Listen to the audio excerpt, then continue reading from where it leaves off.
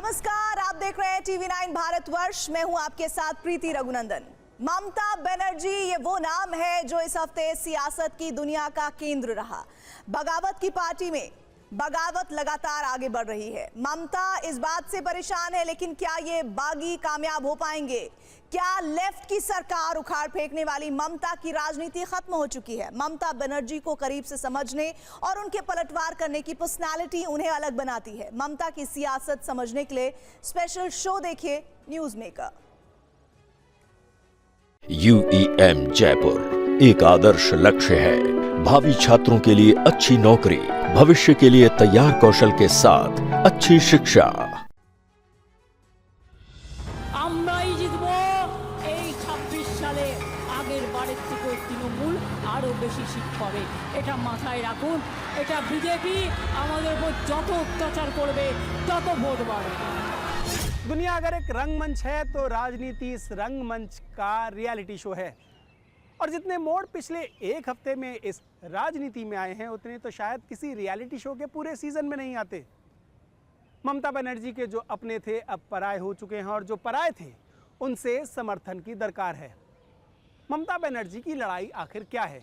अपनी राजनीति बचाने की, अपना भविष्य बचाने की, या अपना अस्तित्व बचाने की? কারণ আমি মনে করি আমি একা নই, মানুষ 100, আমি 101।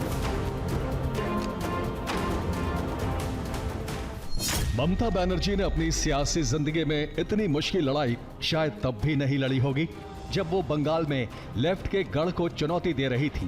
तब ममता का लक्ष्य टीम बनाने का था। अब मकसद है अपना सियासी अस्तित्व बचाने का। इस अस्तित्व को चुनौती भी बाहर से नहीं मिल रही, बल्कि उनकी पार्टी तृणमूल के अंदर से ही मिली है।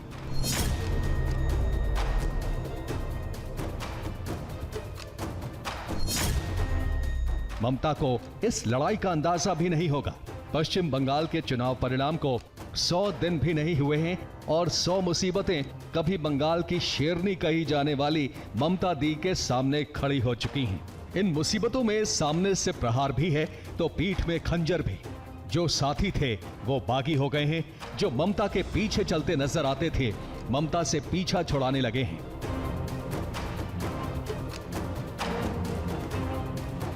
बंगाल में जिस किले को ईंट ईंट करके ममता ने बनाया था, वो धीरे धीरे नहीं एकदम से धराशायी होता नजर आ रहा है।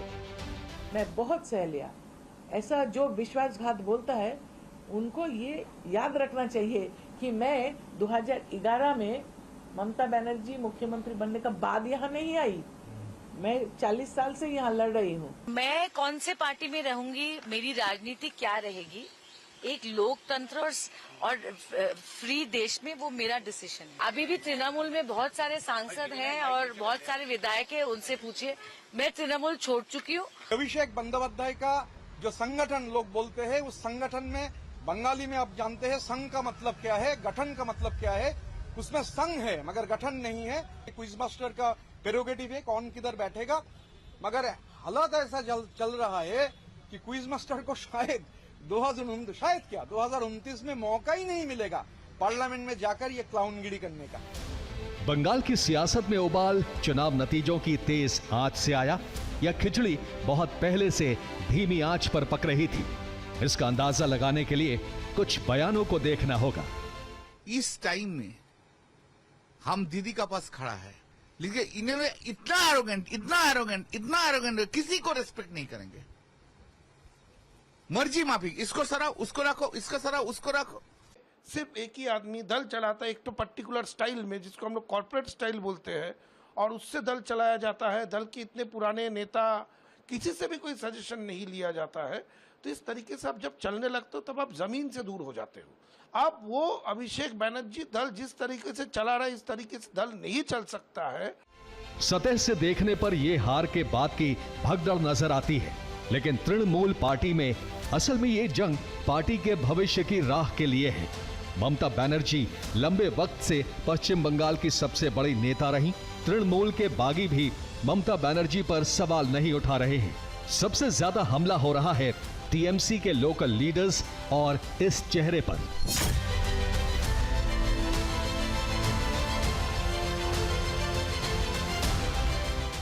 नेताओं ने ममता को छोड़ने की वजह अभिषेक बैनर्जी को बताया है, लेकिन ये टीएमसी में टकराव का पूरा सच नहीं है। पेज इतना सीधा भी नहीं है। दोनों खेमों से ज्यादातर खबरें अनऑफिशियल माध्यम से आ रही हैं। अगर बगावत अभिषेक के खिलाफ है तो टीएमसी छोड़ने के बजाय पार्टी में रहकर ही विरोध क्यों नहीं, और अगर पार्टी से विरोध है तो ममता का विरोध सबसे ऊपर क्यों नहीं। इसकी वजह है ममता की शख्सियत। बंगाल की राजनीति में बीजेपी की जीत के बाद बदलाव तो आया है, लेकिन ममता की मां माटी मानुष की राजनीति खत्म नहीं हुई है। 2 साल पहले ही जिस ममता के नारे से टीएमसी 28 सांसद जिता लाई, 2 ही साल बाद सांसद इतने बड़े पैमाने पर बागी कैसे हो गए। ममता का विरोध करके बंगाल की राजनीति में रह पाना आसान हो पाएगा? इस सवाल का जवाब है ये शख्स। ममता बनर्जी की राजनीति में मौजूदा हालात क्या इतने ही गंभीर हैं जितने नजर आ रहे हैं? उसके लिए इन तस्वीरों को देखिए। ये दोनों ही वो चेहरे हैं जो स्थानीय राजनीति में ममता बनर्जी पर सबसे ज्यादा तीखे हमले करते रहे। दीदी, आप एक दिन मेरा घर में आ जाइए, नहीं तो मैं आपका घर में जाऊंगा। टेबल में बैठ के दोनों मांस खाने का कंपटीशन करूंगा। दीदी मुद्दे का बात नहीं बोलते हैं, दीदी काम का बात नहीं बोलते हैं। ममता बनर्जी राजनीति में फाइटर रही हैं, लेकिन इस बार वो जितना घिरी हैं पहले कभी नहीं। उनके सामने चुनौती न सिर्फ साख बचाने की है, बल्कि उस शख्सियत को बरकरार रखने की भी है जिसकी वजह से उन्हें बंगाल की शेरनी तक कहा गया।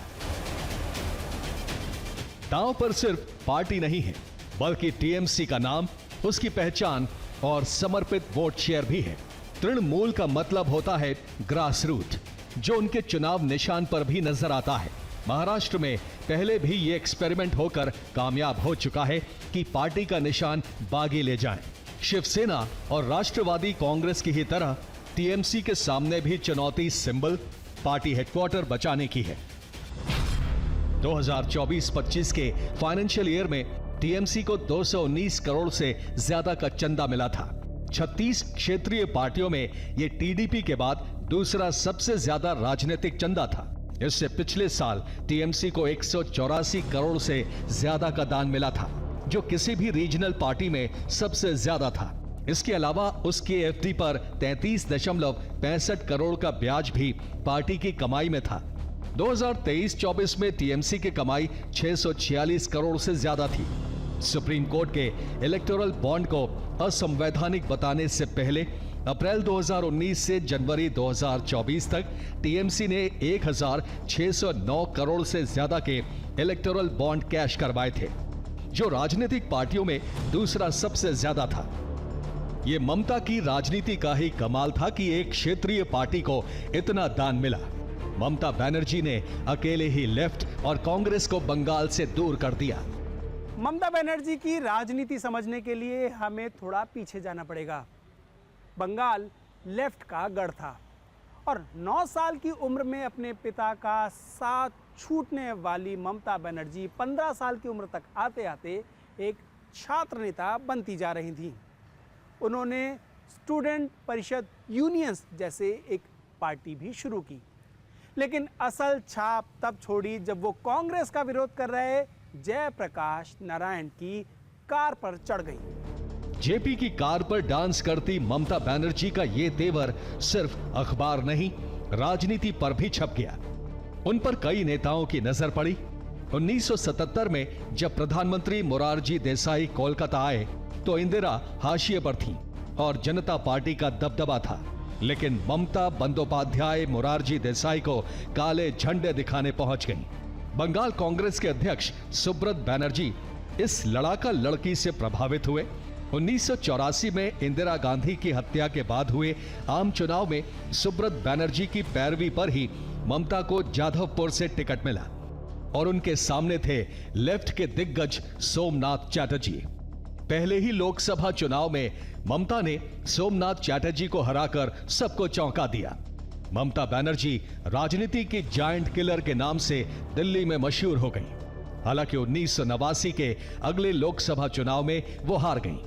लेकिन फिर भी उनकी धमक दिल्ली तक पहुंच चुकी थी और खास तौर पर राजीव गांधी उनके टैलेंट को पहचान चुके थे। ममता बनर्जी का कद सियासत में बढ़ता ही गया। राजीव गांधी की मौत के बाद एक बार फिर जीत कर आई ममता को पीवी नरसिम्हा राव सरकार में राज्य मंत्री बनाया गया। ममता करीब अकेले ही लेफ्ट के गढ़ में उसे चुनौती देती रही। उन पर हमला भी हुआ जिसमें वो घायल हो गई। फाइटर दीदी, लेकिन उनकी फाइटिंग स्पिरिट ही थी कि धीरे धीरे कांग्रेस ने पश्चिम बंगाल में पैर जमाने शुरू कर दिए। लेकिन ममता और कांग्रेस के बीच दूरी बढ़ने लगी। 1993 में मुख्यमंत्री दफ्तर राइटर्स बिल्डिंग में प्रदर्शन करने गई ममता को घसीटकर बाहर निकाल दिया गया। ममता अब राज्य कांग्रेस के कुछ नेताओं को रास नहीं आ रही थी। बंगाल कांग्रेस के कुछ नेताओं पर लेफ्ट से मिले होने का आरोप लगाकर ममता ने कांग्रेस छोड़ दी और 1997 में ऑल इंडिया तृणमूल कांग्रेस बना ली। कांग्रेस से अलग होने के बाद ममता आजाद थी। 1998 के लोकसभा चुनाव में महज 1 महीने पुरानी तृणमूल कांग्रेस ने शानदार कामयाबी हासिल की। बंगाल में तृणमूल ने 7 सीटें जीती, जबकि कांग्रेस को 1 सीट मिली। ममता ने एनडीए का दामन थाम लिया। इसी बीच एक घटना ने साबित किया कि ममता रियल स्ट्रीट फाइटर हैं, जिन्हें लड़ने भिड़ने के लिए जगह की गरिमा से कोई लेना देना नहीं है। 1998 में संसद में महिला आरक्षण बिल का विरोध करने पर ममता बनर्जी ने समाजवादी पार्टी के सांसद को वेल में कॉलर पकड़कर घसीट लिया। ममता के ऐसे ही तेवरों से वाजपेयी आगे भी रूबरू होते रहे। उन्होंने पेट्रोलियम की कीमतें बढ़ने पर विरोध किया और फिर 2001 में उन्होंने एनडीए से नाता तोड़ लिया। 2004 में ममता फिर एनडीए में लौटी, लेकिन 2004 के लोकसभा चुनाव में ममता की तृणमूल कांग्रेस के प्रदर्शन से पार्टी के वजूद पर ही सवाल खड़े हो गए, क्योंकि सिर्फ ममता बनर्जी ही चुनाव जीत पाई। 2005 में ममता की तृणमूल कांग्रेस कोलकाता नगर निगम के चुनाव में शिकस्त खा गई और 2006 में विधानसभा चुनाव में उसे हार का मुंह देखना पड़ा। ये ममता के लिए सबसे मुश्किल सियासी वक्त था। 14 मार्च 2007 14 मार्च 2007 को अचानक ममता की किस्मत पलट गई। एक फोन कॉल आया, उधर से जोर जोर से चीखने की आवाज आ रही थी। पीछे बंदूकों से गोलियां चलने का शोर था। दहशत के इसी माहौल में ममता की राजनीति के लिए उम्मीदों का चिराग छिपा था। ममता को यह फोन कॉल नंदीग्राम से आया।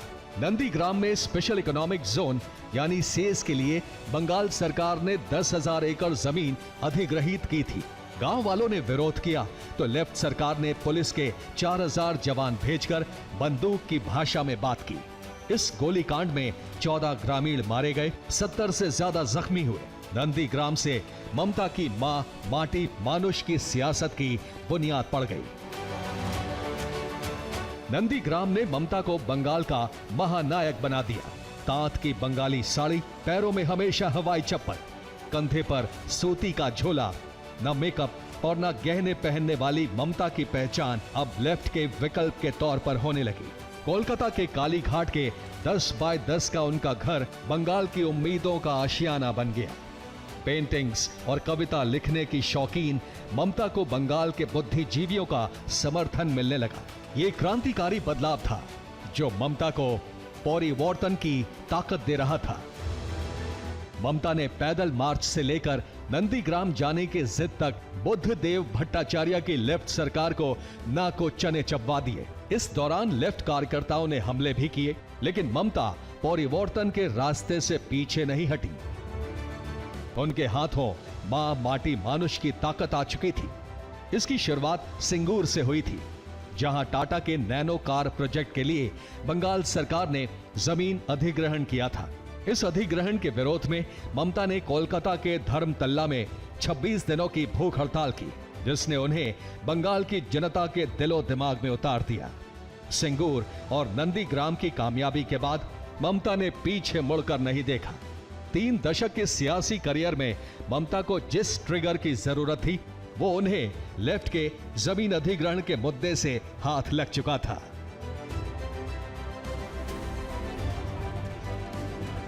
साल 2009 के कदम रखते सियासी आसमान पर ममता का पुनर्जन्म हो चुका था।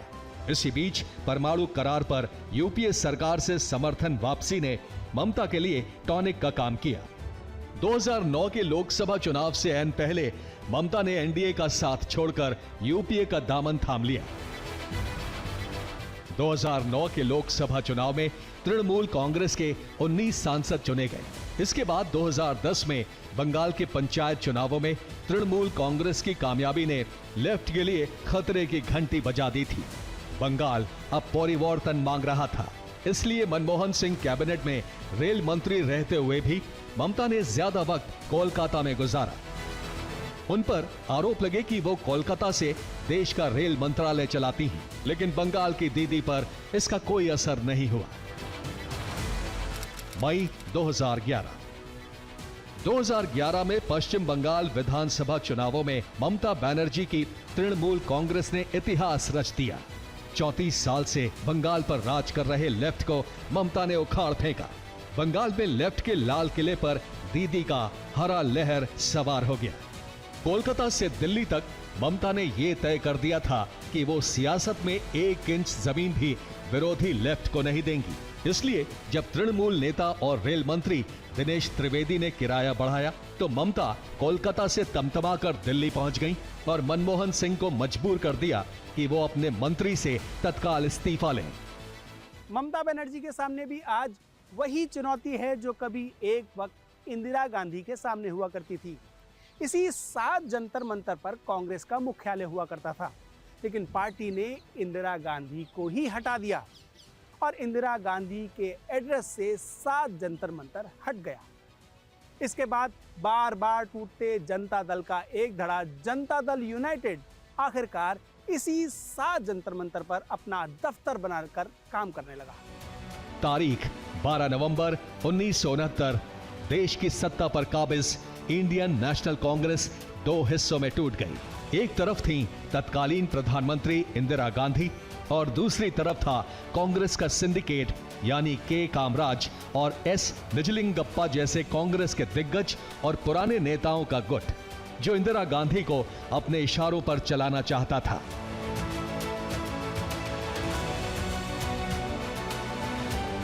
तनाव उस वक्त चरम पर पहुंच गया जब 1969 के राष्ट्रपति चुनाव में सिंडिकेट ने नीलम संजीवा रेड्डी को अपना उम्मीदवार बनाया, जबकि इंदिरा गांधी ने निर्दलीय उम्मीदवार वीवी गिरी का समर्थन कर दिया और सांसदों विधायकों से अंतरात्मा की आवाज पर वोट देने को कहा। वीवी गिरी जीत गए। नतीजा, अनुशासनहीनता के आरोप में इंदिरा गांधी को उन्हीं की पार्टी से निकाल दिया गया। लेकिन इंदिरा डरी नहीं। उन्होंने असली कांग्रेस पर दावा ठोकते हुए अपनी नई पार्टी बनाई कांग्रेस आर, जबकि पुराना धड़ा कांग्रेस ओ बनकर रह गया। इस विभाजन ने भारतीय राजनीति में समाजवाद और केंद्रीय नेतृत्व के एक नए युग की शुरुआत की। कांग्रेस के इस महाविभाजन से ठीक 5 साल पहले यानी 1964 में देश के वामपंथी आंदोलन में भी एक बहुत बड़ी दरार आई थी। कम्युनिस्ट पार्टी ऑफ इंडिया यानी सीपीआई वैचारिक मतभेदों के कारण 2 हिस्सों में बंट गई। एक धड़ा सोवियत संघ की विचारधारा और कांग्रेस के प्रति नरम रुख रखता था, जबकि दूसरा धड़ा चीन की कम्युनिस्ट क्रांति से प्रभावित था और कांग्रेस के सख्त खिलाफ था। इसी मतभेद से जन्म हुआ सीपीआई-एम यानी मार्क्सवादी कम्युनिस्ट पार्टी का, जिसने आगे चलकर पश्चिम बंगाल और केरल की राजनीति पर दशकों तक राज किया। तीसरा सबसे बड़ा उलटफेर हुआ आपातकाल के बाद। 1977 में इंदिरा गांधी को हराने के लिए कई विचारधाराओं के लोग एक छतरी के नीचे आए और बनी जनता पार्टी। लेकिन सत्ता मिलते ही नेताओं की महत्वाकांक्षाएं और दोहरी सदस्यता का विवाद सामने आ गया। यानी जनता पार्टी के नेता आरएसएस के सदस्य रह सकते हैं या नहीं। अहंकार की इस लड़ाई में जनता पार्टी ताश के पत्तों की तरफ बिखर गई और इसी से निकली भारतीय जनता पार्टी। इसके बाद तो जैसे पार्टियों के टूटने का सिलसिला ही चल पड़ा। जनता दल से टूटकर क्षेत्रीय क्षत्रपों ने अपनी नई सल्तनत खड़ी कर ली। लालू प्रसाद यादव की आरजेडी, नीतीश कुमार की जेडीयू, मुलायम सिंह की समाजवादी पार्टी और नवीन पटनायक की बीजू जनता दल, ये सब उसी एक बड़े विभाजन की संतान हैं।